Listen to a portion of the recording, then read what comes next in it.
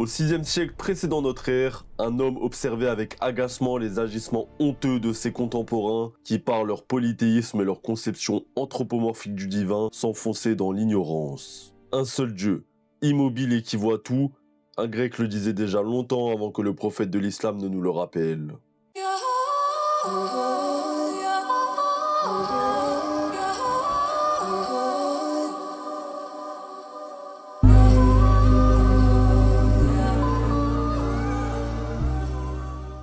Xénophane, au milieu des ruines, pose la conception de l'unicité divine sur la table et critique férocement les polythéistes et ceux qui anthropomorphisent la divinité. Xénophane illustra ses critiques sur l'anthropomorphisme du divin par des attaques profondes et sans relâche contre Homère et Hésiode, qualifiant ces derniers de corrupteurs spirituels. En effet, Homère et Hésiode, dans leurs œuvres, avaient personnifié le divin et l'avaient divisé, en reprenant le récit qui leur était contemporain. Certains pourraient dire qu'il ne s'agit là que de symbolisme. Mais pour Xénophane, cela est le symbole d'une tentative vaine de la perversité humaine de se transposer sur ce qui lui est supérieur. Le courage indomptable de cet homme va le pousser à dénoncer Hésiode et Homère, leur reprochant d'abaisser la majesté divine, car Dieu, souverain des plus forts, ne ressemblerait à nous l'humanité ni d'esprit ni de corps, et qu'il serait éternel, c'est-à-dire sans naissance ni mort. Mais il ne se contente pas de reconnaître un Dieu suprême aux autres dieux. Xénophane va jusqu'à abolir les idoles de son époque avec finesse et moquerie. Cela peut rappeler de manière analogue l'épisode coranique où Ibrahim, après avoir détruit les idoles, ironise en suggérant à son peuple que c'est la plus grande des idoles qui en est la responsable.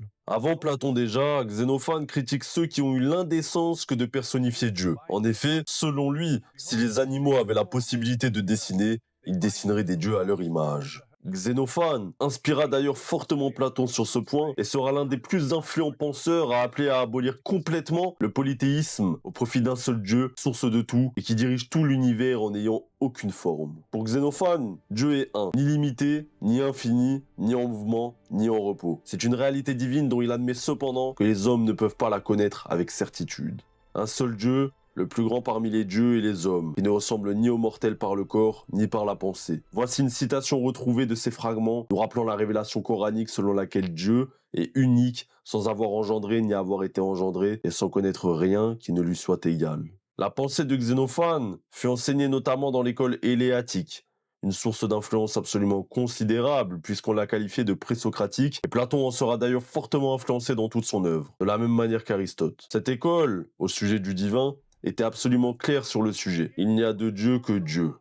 Tout se ramène à l'un. Sans Dieu, il ne peut y avoir d'univers.